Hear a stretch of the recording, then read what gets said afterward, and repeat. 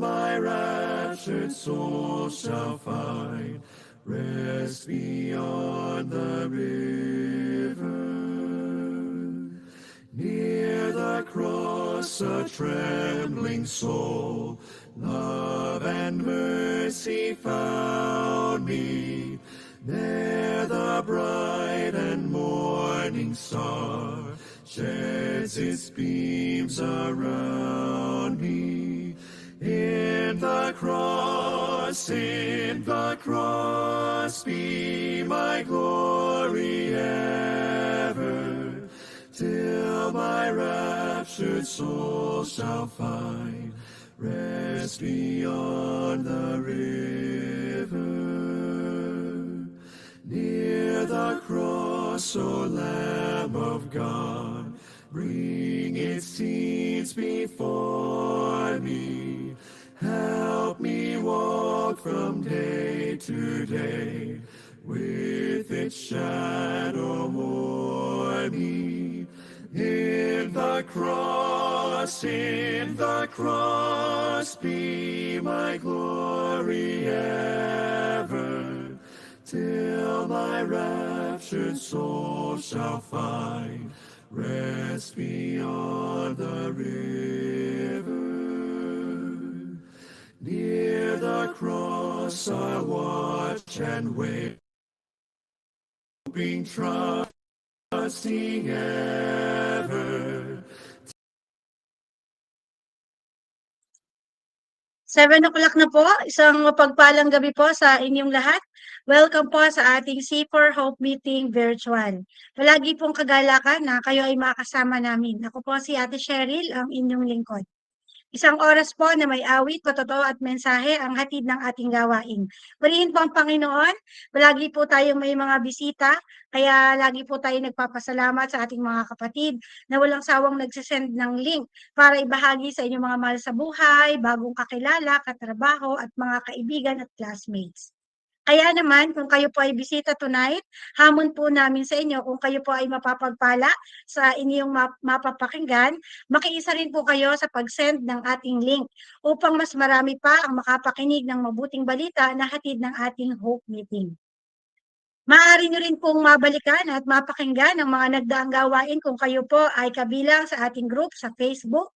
Ang pangalan po niya ay C4 Hope Meetings Group. Kaya kung hindi pa po kayo kabahagi, kayo po ay mag-join. Pwede rin po kayong mag-comment, pwede po kayong mag-send ng inyong prayer request at kagalakan po na isama namin kayo sa aming mga pananalangin. At nagkakaroon po tayo ng breakout sessions after po ng ating gawain. Kaya kung kayo po ay may oras pa, kagalakan din po na kayo ay makabahagi sa ating ginagawang mga sharing time. At palagi po tayong nagpapasimula sa pagbasa ng kanyang mga salita. Sabi po sa aklat ng Hebreo, kabanatang 6, mga talatang 18 hanggang 19, hindi nagbabago at hindi man lang nagsisinungaling ang Diyos. Kaya tayong nakatagpo ng kanyang kalinga ay panatag ang loob na umaasa sa mga pangako niya. Ang pag-asang ito ang siyang matibay at matatag na angkla ng ating buhay. Purihin ang Panginoon sa kanyang mga salita. Ngayon po, inihilingan ko ang ating C4 Chairman, Kuya Johnny Mabilangan, para po sa kanyang pagbati. Yan, mapagpalang gabi po sa bawat isa. In behalf of Mission Department po, sa pangunguna po ng ating tiya dito, pagbati po mula sa C4, ang Christ the Cornerstone Christian Communities. Isa kagalakan po sa aming komunidad ng inyong presensya. Maraming salamat po sa ating Panginoon na sa atin po ay nagbibigay ng kalakasan at patnubay sa araw-araw. Amin pong dalangin na sa gabing ito makasumpong po tayo ng patuloy na kapayapaan at biyaya sa kanyang mga salita na ipapahayag po. Nawa po maging kalakasan po ng bawat isa, mga katotohanan po na ating mapapakinggan. Muli, mapagpalang gabi po sa inyong lahat. Maraming salamat, Kuya Johnny, sa iyong pagbati. Sa pagkakataong ito, nais ko pong ibahagi, ano nga po ba yung Hope Meeting? Bakit po ba tayo nagkakaroon ng ganitong gawain? HOPE po stands for Household Opportunities Presentation and experience. At ang C4 Hope Meeting po ay una, naglalayon na maibalita ang makapangyarihang pagkilos at mensahe ng Panginoon sa komunidad. Ikalawa, maibahagi ang galak na nadarama dahil lamang po sa biyaya ng ating Panginoon. At ikatlo, layunin po nito na mahamon ang bawat isa na tumugon sa Panginoon at makibahagi sa buhay na may pagpapahalaga sa Kanya at sa Kanyang kalooban. Kahit wala po kaming ibang dalangin, kundi ang mahamon kayo.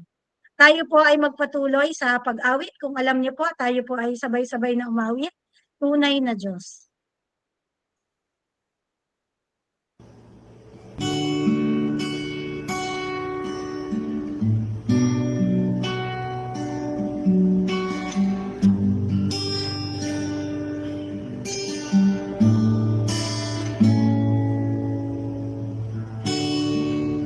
Purihin ka, O Diyos, ang aming alay ay pagsamba, kaluwalhatian, buong karangalan, kapangyarihan mo'y walang katulad. Purihin ka, O Diyos, ang aming alay ay pagsamba, kaluwalhatian, buong karangalan, kapangyarihan mo'y walang katulad. Ikaw ang tunay na Diyos, Ika'y walang katulad, Ika'y nag-iisa, Ikaw lamang, wala nang iba. Sa iyo ang aming awit, dinggin ang aming tinig, isisigaw sa buong mundo, kadakilaan mo.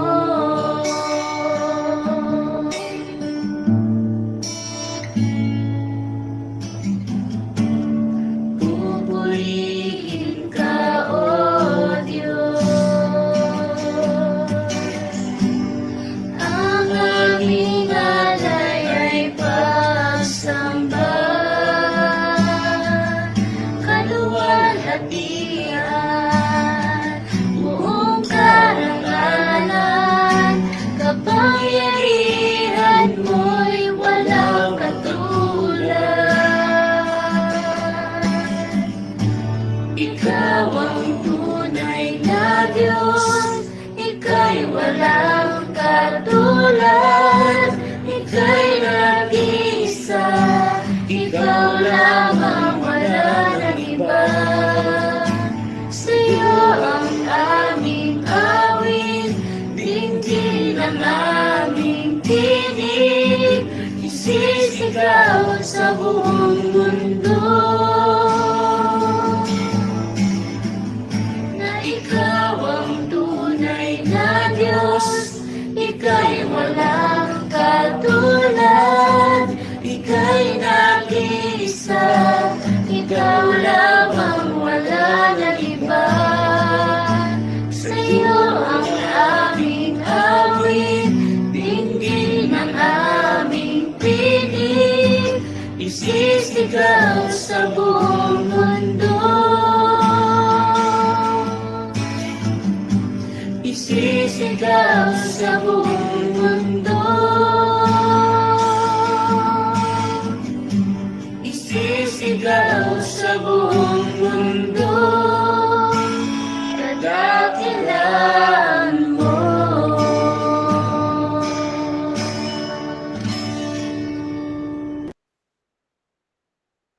Amen. Salamat sa napakagandang mensahe ng awit. Marapat nating papurihan at sambahin ang ating nag-iisa, walang katulad at tunay na Diyos. Ngayon naman, tayo po ay makakapakinig ng patotoo. Pakinggan natin ang patotoo ng isang kapatid kung paano niya naranasan ang pag-ibig at kabutihan ng ating Panginoon sa kanyang buhay. Lance Gonzales at susundan po ng Ministry Through Song ni Kuya Lemuel Gulapo. Pagpalang gabi po sa pag-isa po si Lance Gonzales, kabilang sa Kristyanong Komunidad ng Cebu. Kami po ay naniniwala at nanititigan sa katotohanan na may Diyos na manilikha at may karapatan sa ating pagpalit. Na siya ang Diyos na nagsasalita at nagpapakilala sa mga tao. Ang kanyang salita ay makapangyarihan at ito ang katotohanan at ang pagliligtas. Mula po sa lahat, ako po ay nagpapasalamat sa Panginoon sa pagkakataon ito na muli ay dilawag niya na magpagbahagi ako ng aking pagkaw. Noon pa man ay post na magpapasalamat na kami sa Lord lalo na sa mga natatanggap namin na pagpapala. Okay po kami na palagi sa amin, mami at daddy, kahit na sa simpleng bagay na kaloob sa amin ng Lord ay marapat na ipagpasalamat sa Kanya. Kaya naman hanggang ngayon, ganoon ang aming mga gawin.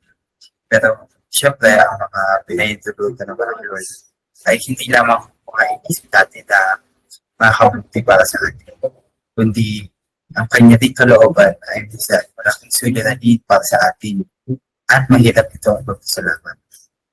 Minsan sa buhay ko ay matindi yung pagkakataon na hindi ko alam kung paano ipagpapasalamat ang nangyayari dahil hindi yun yung plano ko o hindi yun yung gusto ko. Kagaya na lang ng hindi ko malilimutan na pagsubok sa aking buhay na aking naranasan ay nito magsisimula ako ng kolehiyo.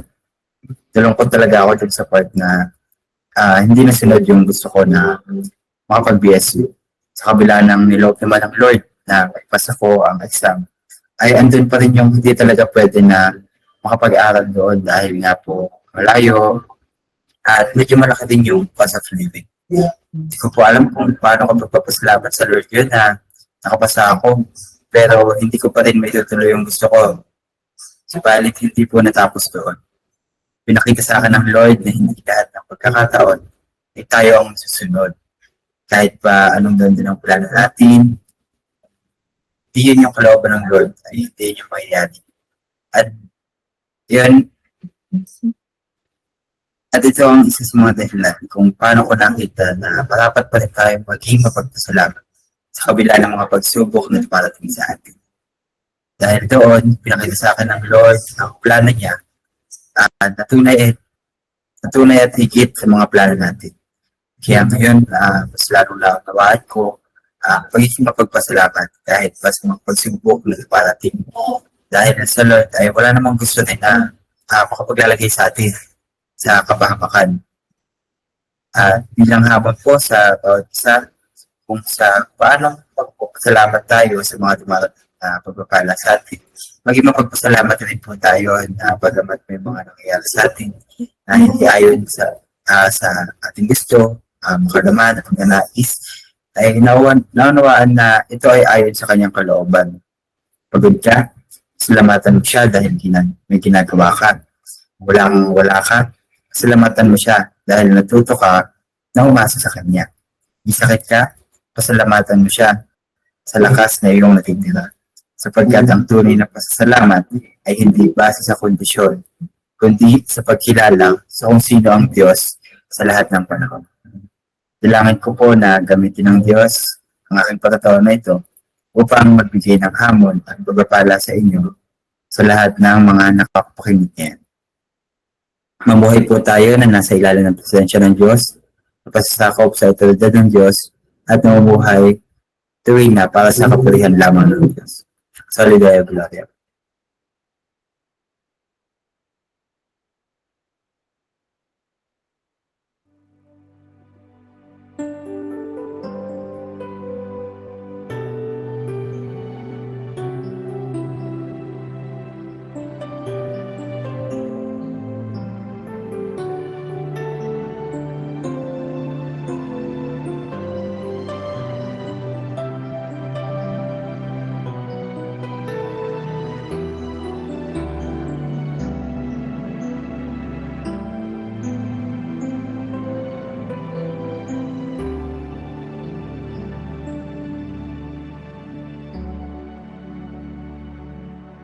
Ang aking buhay ay binago ng Panginoon. Pinalaya ako sa aking nakaraan. Siya'y lumiwanag sa puso kong madilim.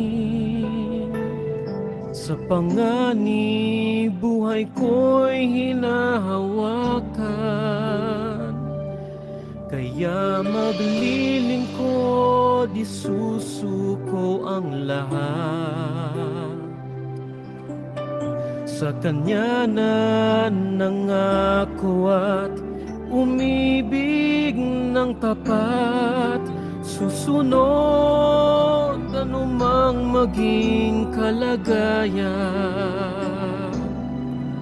Mamumuhay sa Kanyang kalooban.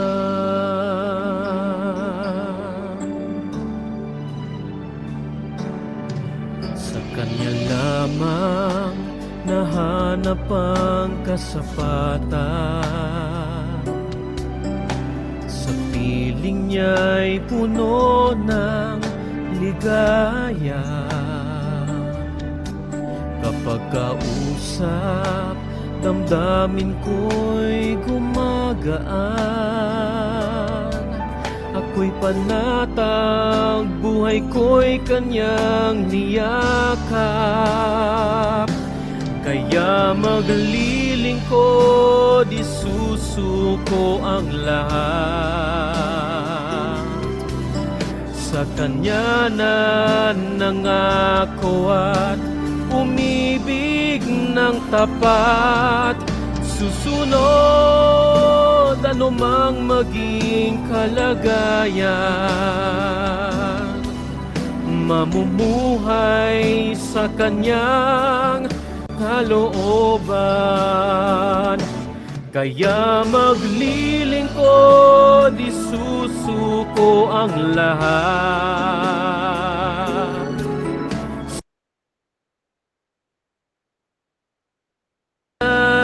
Nangako at umibig ng tapat, susunod sa anumang maging kalagayan.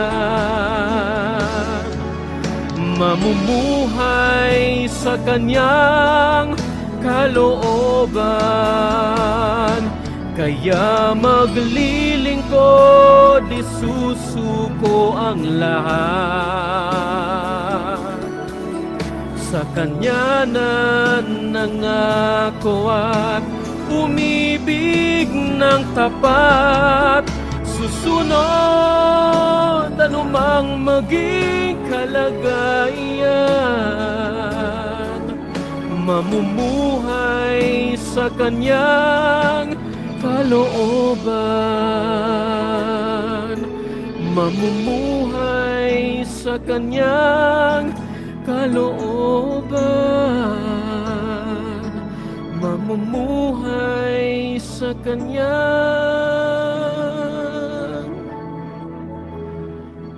kalooban.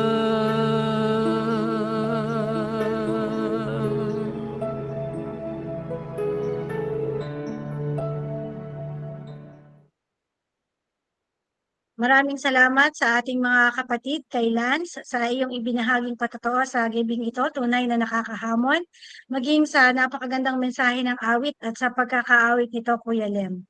Unay na mamuhay tayo sa Kanyang kalooban. Ngayon naman po, ihanda natin ang ating puso at isip sa pakikinig ng mensahe, ihahatid ng kanyang lingkod, Brother Raymar Pecado. Tunay na may takda ang Diyos sa atin. Kadalasan hindi po ito ayon sa ating kagustuhan. Tinuturuan niya tayong magpasakop sa Kanya at lubusang magtiwala sa Kanyang kalooban. Gaya po ng inawit ng ating Kuya Lem. Maraming salamat mga kapatid. Kay Kuya Lance, maging kay Kuya Lem sa napakagandang mensahe ng awit. Tunay na sa Diyos lamang tayo magtiwala pagkat Siya ang higit na nakakaalam ng ating buhay. Kaya dapat lamang patuloy na magpasakop sa kanya ng lubusan. Sa gabing ito, samahan niyo po ako sa panalangin. Ating pong pagkakatiwala ang gawain ngayong gabi, maging yung ating mga kapatid na kailangan po nating ipanalangin. Samahan niyo po ako sa panalangin. Maraming salamat po, Panginoon, sa gabing ito na kami ay inyong pinagbuklod virtually upang marinig ang katotohanan ng inyong mga salita, Panginoon. Dalangin po namin na kayo nga po ang manguna sa gabing ito. Papasalamat po kami dahil hinipo niyo po ang puso ng bawat isa na naisin na makabahagi ngayon sa gawain, Panginoon. Dalangin po namin ang aming mga kapatid na may mga karamdaman. Kayo nga po ang patuloy na magpapagaling sa kanila. Amin pong inilalapit si Joen. Dalangin po namin ang patuloy niyang recovery. Dalangin nga po namin ang provision niyo sa kanila, maging sa pagpapalab, at maging sa iba pang mga bayarin, Panginoon. Tunay nga po, Panginoon, kayo yung Diyos na patuloy na kumikilos sa sambahayang ito. Nagpapasalamat kami, kayo yung Diyos na patuloy na tumutugon. Dalangin po namin na kayo nga po patuloy na kumilos sa kanilang sambahayan, Panginoon. Dalangin ko rin po, Panginoon, ang pangunguna nyo sa bawat isa sa amin, maging sa mga nakabahagi ngayon sa meet na ito, ano man pong pangailangan ng bawat isa. Kaya nga po ang Diyos na nakababatid, ito may pinansyal, kagalingan sa mga karamdaman, mga relasyong sira, at iba pa, Panginoon, na pinagdadaanan ng mga kapatid kong ito. Kayo nga po ang kakatagpo. Ito po yung aming po pinagkakatiwala sa inyo. Dalangin namin sa gabing ito, patuloy na makita namin ang pag-asa mula sa inyong mga salita. Sa aming pag-aaral, kayo nga po ang manguna, maging maayos ang connection ng bawat isa. Dalangin po din namin na hipuin niyo po ang puso at isipan ng bawat isa na tunay na maging maliwanag ang inyong pong mga salita. Tulungan niyo nga kami na patuloy na ang inyong mga salita ay kumilos sa aming puso at tumugong kami na may pagsamba sa iyo, pagkilala. Ito po ang aming dalangin sa pangalan ni Jesus. Amen. Isa pong mapagpalang gabi sa bawat isa. Kagalakan po na ngayon ay makapagbahagi sa inyo ng salita ng Diyos. Yan. Nagpapatuloy po yung tema natin sa taong ito. In the sovereign power of the Almighty at work in the community all for His glory. Yan. Ang soberanong Diyos po ay isang Diyos na makapangyarihan sa lahat at higit sa lahat. Walang sino man po ang makahihigit o papantay sa kanyang kadakilaan at kaluwalhatian. At sa kanyang mga katangiang natatanging kanya lamang ay ang Diyos din na kumikilos sa kanyang mga tinubos at sa kanyang mga hinirang. Opo, hindi po sa ating sariling lakas. Hindi po sa ating sariling kakayanan o pamamaraan tayo makakapagbigay ng kaluguran sa Diyos. Ito po ay sa kilos pa rin niya. Upang tayo makapagbigay ng nararapat na pagpapahalaga, pagpupuri at pagsamba. Buong kaluwalhatian na nararapat lamang po sa Kanya. Yung ating Diyos na soberano ay ganap, ang Kanya pong kaluwalhatian hindi na ito nababawasan o madadagdagan man. At yan po yung tatalakayin sa buwang ito, sa pulpito ng C4. Ang Diyos na makapangyarihan ay nagpamalas at nahayag sa Kanya ang Kanyang dakilang kaluwalhatian. Kung kaya sabi doon sa ating pong theme verse para sa taong ito, sa awit 71:16, sabi po diyan, pagkat ikaw, Panginoong Yahweh, malakas at makatwiran, ihayag ko sa madla katangi ang iyo lamang. Kinilala po ng salmista ang katangian ng Diyos sa kabila ng kanyang katandaan. Patuloy siyang humahanga kay Yahweh, patuloy na kinikilala ang katangian ng soberanong Diyos na ito. At nandoon ang patuloy niyang pagpupuri, pagbibigay ng parangal at pagbabalik ng luwalhati sa Diyos lamang sa gitna ng madla. Sa gabing ito, meron po tayong mga katanungan. Yan, ito po yung ating mga tanong. Yung Diyos ba na kilala mo ay tunay na makapangyarihan o may limitasyon? Yan, naalala ko po tuloy yung kanta ni Gary V, Natutulog ba ang Diyos? Ang Diyos ba talaga ay napapagod? Yung pangalawa pong tanong, yung Diyos ba nakilala mo ay laging maaasahan o kailangan pang puntahan kung saan-saan? Yan, marami tayong nababalitaan ganyan na dinadayo pa. Ano, yun ba yung kilala nating Diyos? Yung pangatlo po, yung Diyos ba nakilala mo ay marunong sa lahat? Alam ba talaga niya ang tunay mong kalalagayan? Yan po yung mga tanong na nais kong pagbulayan natin sa gabing ito. Yan po yung ating pag-uusapan. Sa gabing ito, ating pong kikilalanin yung Diyos na totoo. Yan, gaya po ng kinanta kanina. Na nagbibigay ng tunay na pag-asa, hindi huwad. Isang Diyos na soberano, makapangyarihan sa lahat, walang bagay na hindi kayang gawin. Isang Diyos na hindi tayo pababayaan kailanman, maaasahan sa lahat ng oras. At isang Diyos na nakababatid ng lahat ng ating pangangailangan at ng ating buong pagkatao. Muli, ang tanong po, ito ba yung kilala mong Diyos? Para po sa gabing ito, ang topic po natin na ating pag-uusapan ay yung 3 O's of God. Ano po, maaaring narinig niyo na po ito. At napakaganda po na ating ulitin at pag-aralan muli. Ano po yung tatlong ong ito? Yung omnipotent, omnipresent, o omniscient. Yan po yung tatlo. The attributes of the sovereign God. Yan po ay ilan lamang sa kanyang mga katangian, yung Diyos na totoo. Una po ating tingnan yung omnipotent. Ano po ba yung ibig sabihin ng omnipotent? Yan, sabi diyan, a God that has unlimited power and control over all things, able to do anything. The word omnipotent, yan, nagmula po sa dalawang salita, comes from omni, meaning all, and potent, meaning power. Ano po? Lahat at kapangyarihan, lahat ng kapangyarihan ay nasa sa Kanya. Siya po ay Diyos na makapangyarihan sa lahat. Ibig sabihin po, walang bagay na hindi niya kayang gawin kung ito ay kanyang nais. Walang bagay na imposible o bagay na mahirap sa Kanya. Kung ito ang kanyang kalooban. Ang tanong, ito ba yung kilala mong Diyos? Yan, palagi ko pong inuulit. Ito po talaga yung kilala nating Diyos.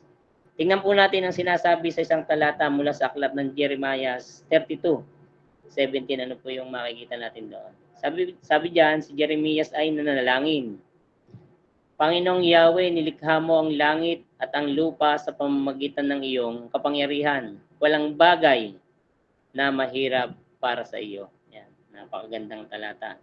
Kinilala po ni Jeremias ang Panginoong Yahweh na manlilikha. At dahil dito walang bagay na hindi niya kayang gawin. Lahat ng bagay dito sa mundo ay kanyang nilikha. Lahat ay kanyang pag-aari. Kung kaya siya ang Diyos na may kontrol at kapangyarihan sa lahat ng ito. Maging ang ating kaligtasan, hindi ito kailanman magagawa sa anumang kaparaan ng pantao. Ito ay mangyayari lamang sa kapangyarihan at dakilang gawa ng ating Diyos. Gaya po na sinasabi dun sa Lucas 18, verse 18-30. Ito po yung kwento ng binatang mayaman kung tawagin ay si Mr. Dreamboy. Yan, natin pong basahin. Nagtanong, sabi po doon, mamaya ko po babasahin, kasi nasa kanya na po lahat. Mayaman, may katungkulan sa bayan at talagang mabait at maraming mga taong nakapaligid sa kanya na nagpapatunay ng kanyang pagiging mabuting tao. Yan po. Nagtanong itong binata kay Jesus kung paano magkakaroon ng buhay na walang hanggan. Alam natin ang istorya, sabi ni Jesus, sundin mo yung kautusan at para sa binatang ito ay nakakasunod siya mula pa sa pagkabata. Ngunit nung sinabi ni Jesus na ipagbili ang kanyang mga ari-arian at pagkatapos ay sumunod sa kanya, ngunit sabi sa istorya, ito po, nalungkot ang binata at tumalikod at pagdakay umalis, patunay na hindi niya kayang sumunod kay Jesus. Sa isip niya, maliligtas siya sa kanyang pagiging good standing. Pero hindi kailanman sa ating magagawa para tayo maligtas. Ngayon, tingnan natin ang sinasabi sa Lucas 18. Ito na po. Verse 26 and 27, ano pong sabi doon? Nagtanong ang mga taong nakarinig nito. Kung gayon, sino ang maliligtas? Ang mga bagay, sabi ni Yahweh, sabi ni Jesus, sorry po. Ang mga bagay na hindi kayang gawin ng tao ay kayang gawin ng Diyos. Tugon ni Jesus. Yan, napakaliwanag po.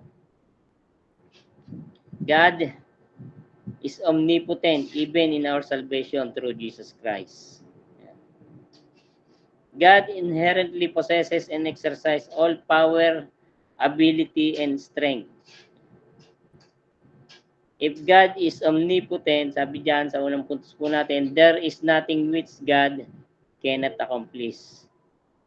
Lahat po ng bagay ay kaya niyang isakatuparan, lalo na kung ito ay kanyang kagustuhan. Hindi niya kailangan ng tulong ng sino man o ano paman para niya maisakatuparan ang mga ninanais niya. Wala pong imposible sa kanya. Ano po?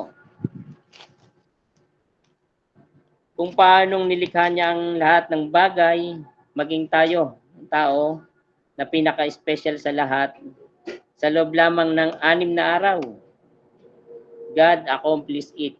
Ano po? Kung paanong pinalaya niya ang bansang Israel sa kamay ng mga Ehipsyo, sa pamamagitan ng mga salot at pagtawid sa dagat na pula, God accomplished it.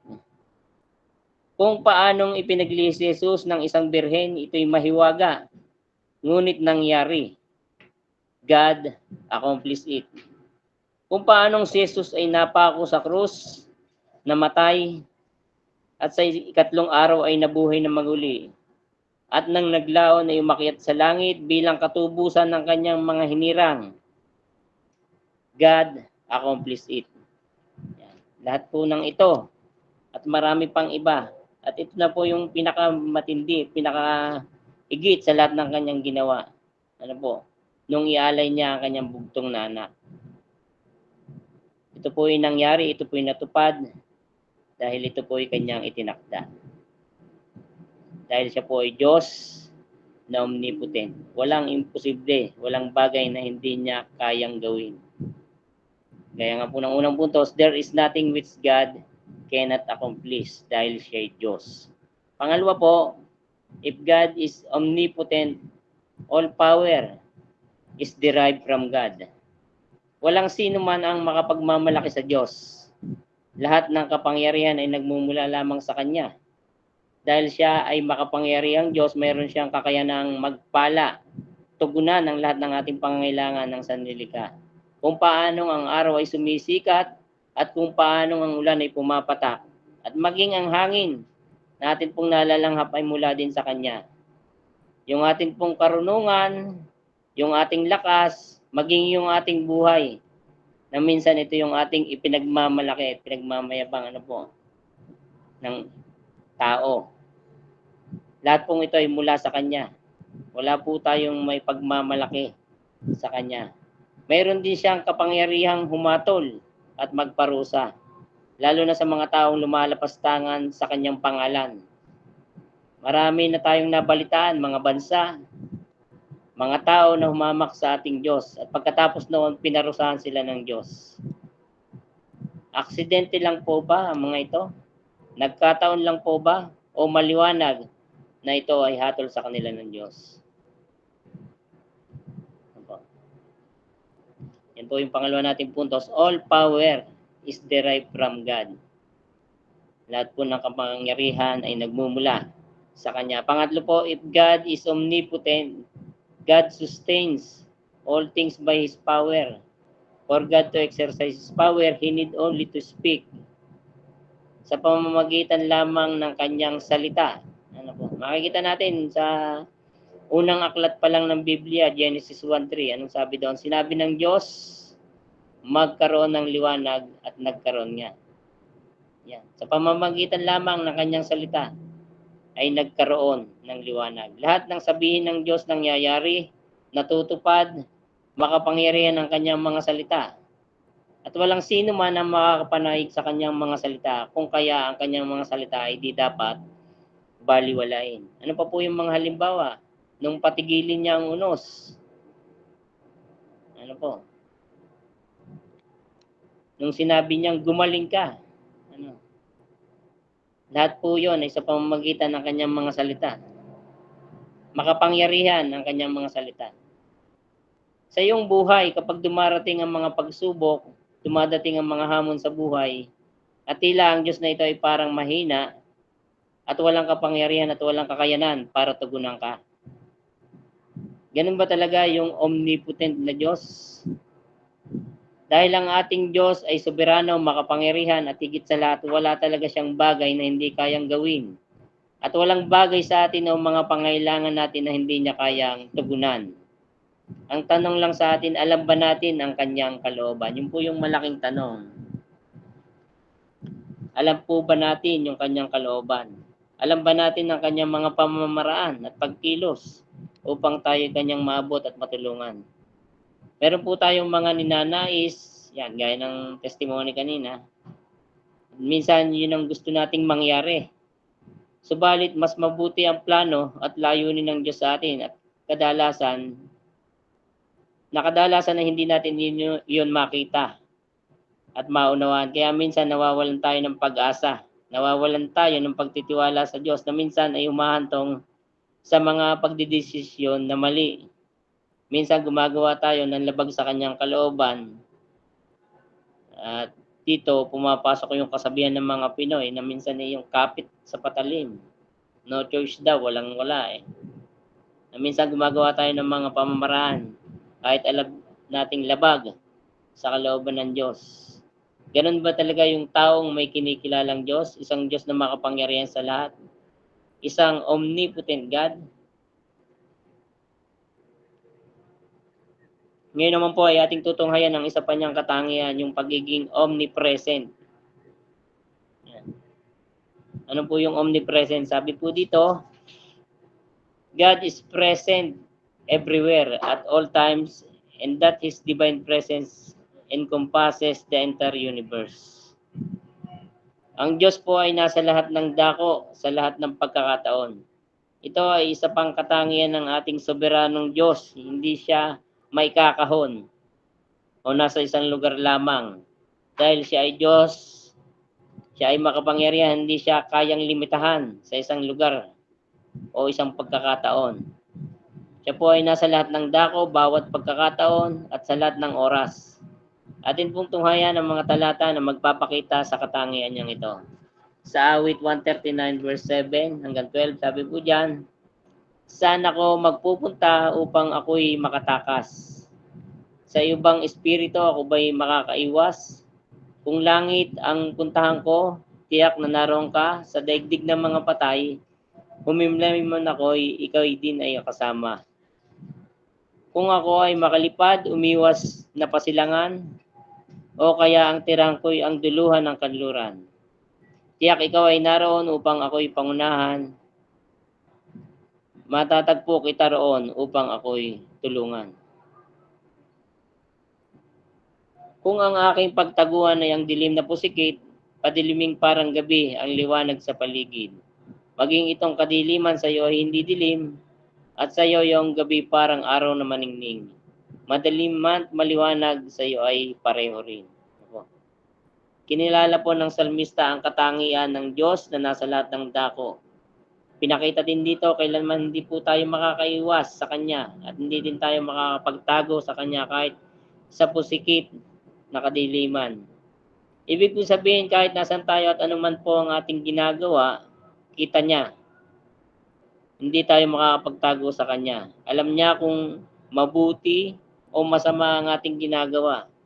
At anuman ang ating kalalagayan, hindi yon nakalilingid sa Kanya, sa isang tunay na Diyos. Kayang-kaya tayong tulungan at maabot. Walang malayo, walang mahirap sa Kanya. Hindi natin kailangan pang magpunta kung saan-saan. Hindi na natin kailangan makipagsiksikan sa traffic o makipagbaldaan sa maraming tao para lamang makahanap ng kasagutan sa ating mga panalangin. mararanasan ang kanyang presensya o mararanasan ang kanyang pagkilos o kapangyarihan. Ang Diyos ay isang panalangin lang ang layo sa atin. At isang tunay na mananampalataya at ang isang taong may tunay na kaugnayan sa Kanya ay ang presensya ng Diyos ay lagi niyang kasama sa pamamagitan ng banal na Espiritu na nananahan sa Kanya. If God is omnipresent, yun po yung una, there is nowhere we can go where God is not. Yan, gaya po ng sinabi ko kanina, ang Diyos po ay nasa lahat ng dako. Sa panahon natin ngayon, napakaraming tao na nag-aakala na ang Diyos ay nasa isang partikular na lugar. Gaya ng simbahan.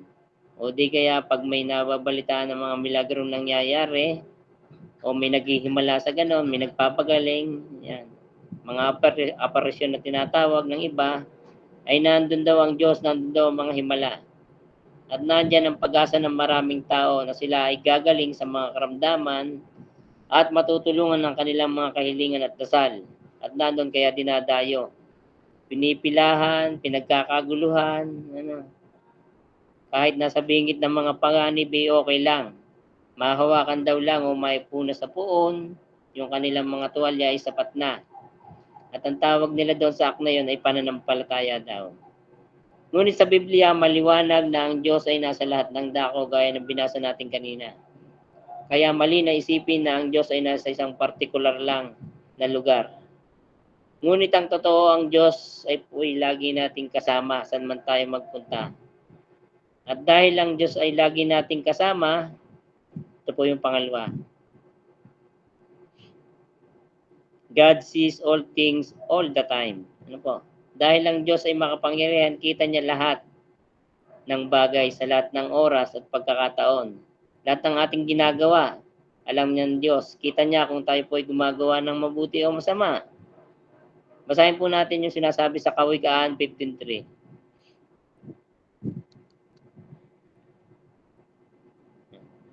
Sabi po dyan, ang paningin ni Yahweh ay nakatuon sa lahat ng lugar.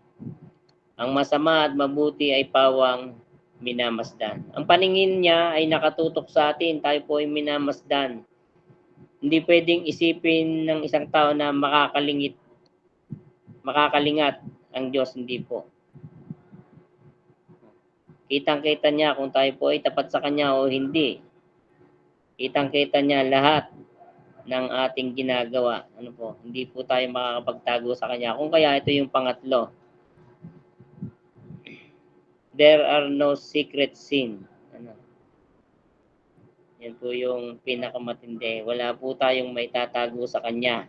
Maging yung ating mga pinakatatago at lihim na kasalanan, lahat sa Kanya ay lantad. Kung sa ibang tao makapagtago tayo ng ating mga kasalanan, at kapag araw ng linggo ay parang banal na banal tayo, alam ng Diyos ang tunay nating pagkatao. Makakapaglagay tayo ng maskara sa iba. Makakapaglihim tayo sa iba ng ating mga kasalanan. Kahit pa sa ating mga pamilya, kaibigan, ano po, kayang-kaya nating magtago. Pero sa Diyos, ano po, hindi tayo makakapagtago sa Kanya. At kailanman hindi tayo iiwan din ng Diyos. Lagi niya tayong kasama, lalo na sa Kanya, ng Kanyang mga hinirang. Anong sabi dun sa Mateo 28:28? 20b, tandaan ninyo, ako'y laging kasama ninyo hanggang sa katapusan ng panahon. Para sa Kanyang mga hinirang, hindi po tayo iiwan. Ano po? Lagi natin siyang kasama hanggang sa katapusan ng panahon. Hindi siya umaalis. Hindi siya natutulog. He is always present. Ano? Atin pong tunghayan naman yung pangatlong katangian niya. Ano? Omniscient. Sabi po diyan, a God who has complete knowledge of all things, past, present, and future. This includes the actual and the possible. Ang Diyos ay marunong sa lahat. Alam niya ang lahat ng bagay, walang bagay na nalilingid sa Kanya. Alam niya ang nakaraan, pangkasalukuyan at ang hinaharap. Walang hanggan ang Kanyang karunungan, at walang sino man ang makahigit sa Kanya pagkat siya Diyos. Ano pong sabi sa Isaiah 46:10? Sabi po doon, sa simula pa'y itinakda ko na at aking inihayag kung ano ang magaganap. Sinabi kong tiyak na magaganap ang lahat ng balak ko at gagawin ko ang lahat ng gusto kong gawin. Alam po ng Diyos ang lahat ng bagay at walang bagay na nakalilingid sa Kanya. Hindi siya yung Diyos na patsamba-tsamba. Lahat ng Kanyang gawin ay may katiyakan. At tinitiyak niyang mangyayari yon, hindi siya dumedepende sa magiging tugon ni numan. At saka siya po ay magpapasya. At saka siya magpapasya, hindi po. Hindi po siya dumedepende sa atin. Siya po ay may sariling kagustuhan. O prerogative. Ang kanyang mga plano sigurado ganap at lubos na may katiyakan. Hindi siya magkakamali. Lagi nating alalahanin na hindi natin siya katulad, tayo'y tao lamang na kanyang nilikha. At kailanman hindi natin maaabot ang kanyang kaisipan at pangunawa. Ito po yung problema sa maraming tao ngayon na masyadong nagmamarunong gaya na lamang nung likhain ng Diyos ang halamanan ng Eden. Ito po yung isang halimbawa. Yung malaking tanong ng tao, bakit pa daw nilagyan ng punong ipinagbabawal sa gitna ng halamanan ng Eden? Nagkasala tuloy yung tao. Hindi ba daw alam ng Diyos na magkakasala ang tao? Yan ang isipan ng isang nilalang lamang ng Diyos na mula sa putik o alikabok. Kino-question niya ang kanyang manlalalang at ang nabubuo sa kanyang makitid na isipan na ito. Isang malaking pagkakamali ang inyong paglikha. Isang malaking pagkakamali ang paglalagay niyo ng punong iyan. At marami pang katulad nito na kino-question ng isang tao ang Diyos sa kanyang mga desisyon. Unang-una, dapat po nating makita ng nilalang na ito ang karapatan ng kanyang manlalalang. At ito ang madalas hindi nakikita ng tao, kung kaya humahantong siya sa pagtatanong at pagmamarunong sa kanyang manlilikha.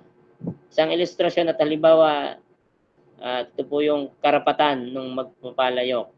Sabi po doon sa Isaiah 18:4-6, ano po yung ating matutunghayan? Sabi diyan, kapag ang ginawa niyang palayok ay nasira, inahalo niyang muli ang putik at inuhugisan ng panibago. Pagkatapos sinabi sa akin ni Yahweh, O Israel, wala ba akong karapatang gawin sa iyo ang ginawa ng magpapalayok sa putik na iyon? Kayo'y nasa mga kamay ko tulad ng putik sa kamay ng magpapalayok. Hindi kailanman maaaring sabihin ng putik o luwad sa kanyang magpapalayok na gawin mo akong isang maringal na kasangkapan, ayaw kong isang pangkaraniwang kasangkapan lamang. Sa halip, nasa kamay ng magpapalayok ang pagpapasya ng anumang naisin niyang hugis at ginagawa niya ito para lamang sa kanyang kaluguran. Ang Diyos ang ating magpapalayok at siya ang higit na may karapatan kung anuman ang kanyang naisin at lahat ng kanyang gagawin ay para lamang sa kanyang kaluguran at kaluwalhatian. At tayo, ang putik at luwad na kanyang inuulma ayon sa kanyang nais. Hanggat hindi natin nakikita ang karapatan niyang ito, hanggat hindi natin nakikita ang ating tunay na katatayuan, mananatili ang ating pagmamatigas at pagmamarunong sa magpapalayok na ito. If God is omniscient, una po dyan, nothing is beyond God's knowledge. Sabi po dun sa Job, chapter 28, verse 23 and 24, ngunit tanging ang Diyos lang ang siyang nakakaalam kung saan naroon ang tunay na karunungan. Pagkat nakikita niya ang bawat sulok ng daigdig, natatanaw niyang lahat ang nasa ilalim ng langit. Wala pong bagay na hindi alam ang Diyos, at lahat ay kanyang nababati dahil siya ay Diyos. Kaya walang sino man ang makakapagsabi na mas higit ang kanyang karunungan, mas higit ang kanyang nalalaman, o ang Diyos ay nagkamali sa kanyang pagpapasya at ginawa. Siya ay Diyos na marunong sa lahat dahil yung karunungan sa kanya po yun nagmula. Pangalawa po, all things are perfectly known to God. Basahin po natin yung awit 139 verse 1 to 6 and 13 to 16. Sabi po dyan, ako'y iyong sinisiyasat, batid mo ang aking buhay. Ang lahat kong lihim, Yahweh, ay tiyak mong nalalaman. Ang lahat ng gawain ko sa iyo ay hindi lingid. Kahit ikaw ay malayo, batid mo ang aking isip. Ako'y iyong nakikita, gumagawa o hindi man, ang lahat ng gawain ko ay pawang iyong nalalaman.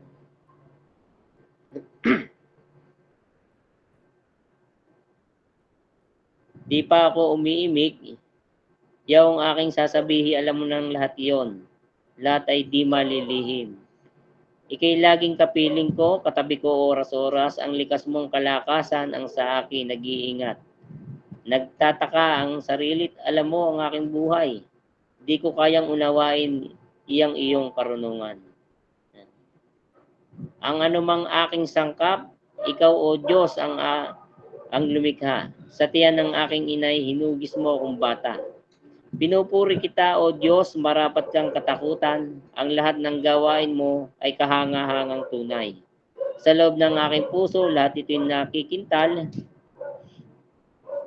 Ang buto ko sa katawan nung iyon ay huwisin. Sa loob ng bahay bata, do'y iyong napapansin.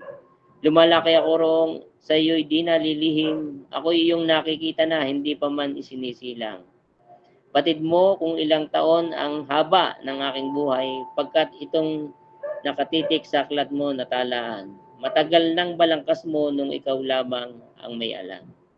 Yan. Ito yung karunungan ng Diyos na walang sino man ang makakapantay. Kinilala ni Haring David na ang Diyos na kinikilala niya ay ang Diyos na lumalang sa kanya. Hindi pa siya nagiging tao. Alam na ng Diyos kung kailan at ang hangganan ng kanyang buhay. At habang nasa loob siya ng sinapupunan ng kanyang ina, ang Diyos ding ito ang humuhugis at nagbibigay ng sangkap sa kanyang katawan. Habang lumalaki sa sinapupunan ng kanyang ina, kinilala rin niya na sa Diyos na ito wala siyang may tatago. Ang lahat ay lantad sa kanya at walang bagay na malilihim sa Diyos. Pangatlo naman po, God cannot be surprised, shocked, or taken off guard. Ang Diyos hindi po siya nabibigla sa mga pangyayari. Ano man ito, pagkat ang lahat ng ito, siya ang nakatatakda at nasa kanyang kapamahalaan ang lahat ng pangyayari. Gaya na lamang ng istorya ni Job. Hinayaan niya na subukin ni Satanas si Job upang ang kanyang pangalan ay maluwalhati. At gaya din ng lalaking bulag sa John chapter 9. Anong sabi po doon sa John chapter 9 verse 3? Sumagot si Jesus, ipinanganak siyang bulag, hindi dahil sa nagkasala siya o ang kanyang mga magulang, kundi upang mahayag ang kapangyarihan ng Diyos sa pamamagitan niya. Hindi po lingid sa Diyos ang lahat ng bagay.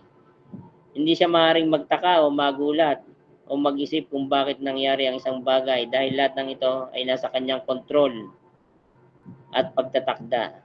At lahat ng ito ay nangyayari upang ang kanyang pangalan ay mabigyan ng karangalan at luwalhati. Maging sa kaligtasan, hindi siya nagugulat o mabibigla kung ang isang pusakal na kriminal ay tutugon sa kanyang panawagan. Magpapakumbaba at susunod sa kanya dahil iyon ay nasa kanya ding pagkilos. Pang-apat po, God always prepared for everything in advance. Yan. Yan po yung pang-apat. Mababasa po natin sa Mateo 6:8. Huwag ninyo siyang tularan. Alam na ng inyong Ama na nasa langit ang inyong kailangan bago pa ninyo ito hingin sa Kanya. Ano? Hindi pa man tayo po nananalangin. Alam na ng Diyos ang ating kailangan lalo na kung ito ay Kanyang kalooban. Siya ay laging handang tumugon sa lahat ng ating pangailangan. Sabi po sa Ezekiel 11:5, nilukuban ako ng Espiritu ni Yahweh at sinabi sa akin, sabihin mong pinasasabi ni Yahweh, mga Israelita, hindi lingid sa akin ng inyong mga pinagsasabi. Alam ko ang binabalak ninyo. Alam ng Diyos ang hakbang at balaki ng tao. Lahat po ay lantad sa harapan niya. Kaya walang lihim na bagay sa Kanya. Isaiah 46:10. Sabi po diyan, sa simula pa itinakda ko na at aking inihayag kung ano ang magaganap. Sinabi kong tiyak na magaganap ang lahat ng balak ko at gagawin ko ang lahat ng gusto kong gawin. Yan. May dakilang palatuntunan ang Diyos at yun ay tiyak at mangyayari. Inahanda niya ang lahat para sa kanyang kaluguran lamang. Para naman po sa hamon ngayong gabi, dating application, ang Diyos po natin ay omnipotent God. Alam ng Diyos ang lahat ng ating pangailangan. Magtiwala sa Kanyang magagawa lamang. Ang Diyos ay kumikilos hindi lang sa ating pangangailangang pisikal, lalong higit sa ating pangangailangang espiritual. Ang Diyos po ay makapangyarihan, walang bagay na hindi niya kayang gawin. Siya po ay omnipotent God. Lahat ay kaya niya kung ito ay Kanyang kagustuhan. Pangalawa po, ang Diyos din natin ay omnipresent. Siya ay palaging available, ang presensya niya ay lagi nating kasama, saan man tayo magpunta. Palagi nating asahan ang kanyang pagsama, hindi niya tayo iiwan o pababayaan man. Yun po yung pangako niya sa kanyang mga inira. Omnipresent. Panghuli po ito. Ang Diyos din natin higit sa lahat ay omniscient. Walang bagay na nakalilingid sa Kanya. Alam niya ang ating hinaing, alam niya ang ating mga pinagdadaanan, siya ay palaging may nakahandang tulong sa atin. Sa kabilang dako, alam din niya lahat ng ating kasalanan. At walang bagay na nalilihim sa Kanya. Ang tamang tugon, ito po. Magsisi, magpakumbaba at sumunod sa Kanya. Nga po sa ating buhay, patuloy nating kilalanin yung tunay na Diyos. Ito po yung tunay na Diyos. Omniscient, omnipresent, omnipotent. Yan. Ilan lamang po yan sa katangian ng tunay na Diyos. Maraming salamat po sa inyong pakikinig. Magandang gabi po sa inyong lahat.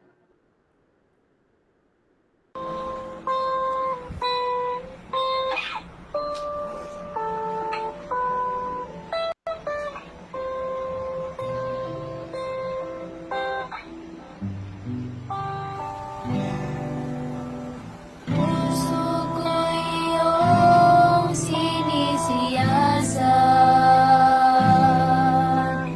Buhay ko'y iyong alam.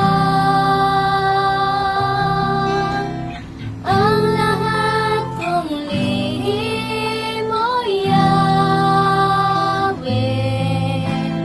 ay tiyak mo ngang nalalaman. Ang lahat ng aking ginagawa sa'yo ay hindi lingid. Ang lahat kong lihim mo, Yahweh, ay tiyak mo ngang nababati. Salamat, Panginoon, kilala mo ako. Ang lahat ng bagay ay dilingid sa'yo. Salamat, Panginoon, tinutuwid mo ako. Ikaw lang ang may alam ng aking pagtutungo. Salamat sa'yo, Panginoon.